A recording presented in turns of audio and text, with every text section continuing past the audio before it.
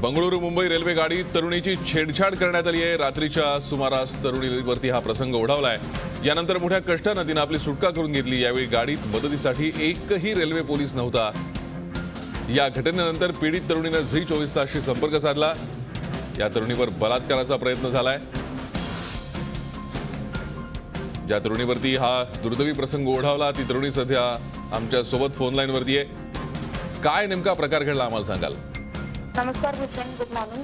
Good morning. Actually आज रात्री आम्ही कुडाळवरून आमच्या सद्गुरूंचा कार्यक्रम संपवून निघत होतो।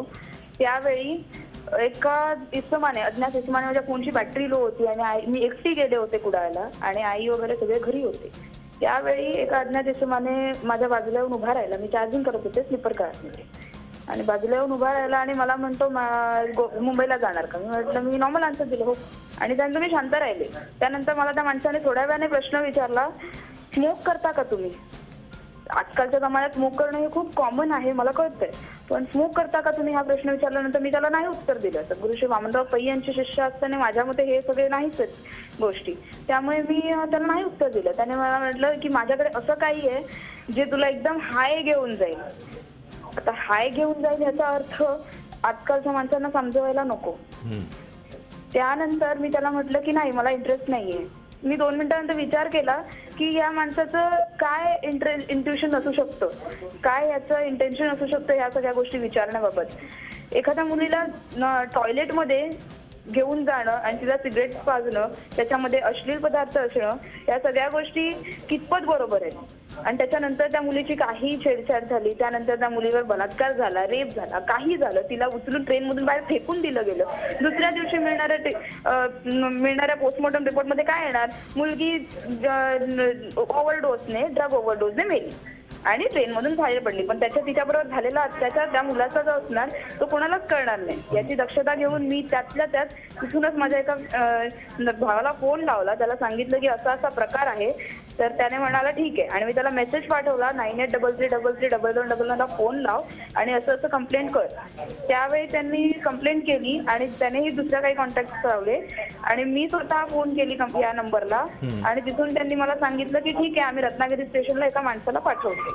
रत्नागिरी स्टेशनला जी व्यक्ती आली त्यांनी त्या माणसाला ट्रेनमध्ये बसवून दिला आणि सांगितलं की चिपळूणला तुम्ही लेखी कंप्लेंट द्या, आमचा आरपीएफचा माणूस आहे। पण चिपळूणला आरपीएफचा माणूस आला त्याच्या आधी तो व्यक्ती तिथून निघून गेला। मी लेखी तक्रार करण्यासाठी पेपर शोधायला गेले, त्यावेळी तो माणूस तिथून निघून गेला। आरपीएफने चढले नाही ट्रेनमध्ये आणि त्या व्यक्तीला तिथे सोडून दिलं। माझी तक्रार आहे, त्या व्यक्तीला तुम्ही माझ्याच बरोबर सोडून देता, हे कुठलं बरोबर आहे? त्याच्यानंतर भूषण मी जेव्हा पुढे आले त्या वेळेस ते टीसी आले, मी त्या व्यक्तीला शोधत होते पूर्ण डब्बाभर। टीसी आले त्यावेळी त्या व्यक्तीला तिथून त्यांनी मला विचारलं की कोणासाठी शोधताय तुम्ही? म्हटलं मी एका असं माणसाला शोधते। तर त्यांना तितक्याच कंट्रोलवरून फोन आला की असा असा प्रकार आहे। तेव्हा त्यांनी मला म्हटलं ठीक आहे। त्यांनी माझी काही हेल्प करू शकले नाही। नवशिक्या टीसी होते ते, काय त्यांच्यामध्ये मोठा त्यांच्या हातातून ऍक्शन घेतला जाणार? काही ऍक्शन नाही घेतलं गेलं। जे चिपळूणचे आरपीएफ वाले आले होते ते म्हणाले की आता जर तुम्हाला जर कंप्लेंट करायची तर मी तुम्हाला तिथे उतरावं लागेल। आता मी एवढ्या रात्री चिपळूणला कशी उतरणार होते आणि चिपळूणवरून परत मुंबईला यायला मला परत ट्रेन पकडायला लागणार होती। या सगळ्या गोष्टीत मी चिपळूणला उतरले नाही। आता मी ठाणा पोलीस स्टेशनला आहे। काही आरपीएफ वाले आले होते तिथून पनवेलवरून आणि त्यांनी आता मला इथे अटेंड केलंय। तर पुढची कारवाई ते काय करतायत त्याच्यावर डिपेंड आहे। तर माझी पूर्ण अशी इच्छा आहे की मला मीडियाने सपोर्ट करावा या गोष्टीत। आज 16 डिसेंबर आहे, परत 1 वर्ष झालेलं आहे त्याच काळ्या दिवसाला आणि माझी खरंच इच्छा आहे की आता बस झालं। प्रत्येक मुलीने, प्रत्येक महिलेने आपल्यासाठी बोललं पाहिजे। आता इट्स अ हाय टाइम नाव।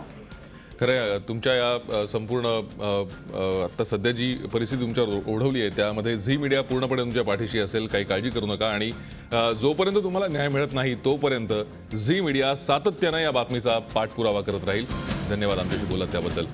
एक अत्यंत धक्कादायक बातमी, मुंबई बंगळुरू रेल्वेमध्ये एका तरुणीच्या छेडछाडीचा प्रकार घडलेला आहे आणि गाडीत कोणीही रेल्वे पोलीस या तरुणीच्या मदतीला उपस्थित नव्हते। अत्यंत धक्कादायक अशी घटना आहे। आजच दिल्लीतल्या त्या दुर्दैवी घटनेला 1 वर्ष पूर्ण होतंय आणि त्याच दिवशी हा आणखीन एक धक्कादायक प्रकार समोर येतोय। या तरुणीने हिंमत दाखवून स्वतःची त्यातून सुटका करून घेतली, मात्र अशा वेळेला पोलिसांची मदत तिला वेळेवरती मिळू शकली नाहीये।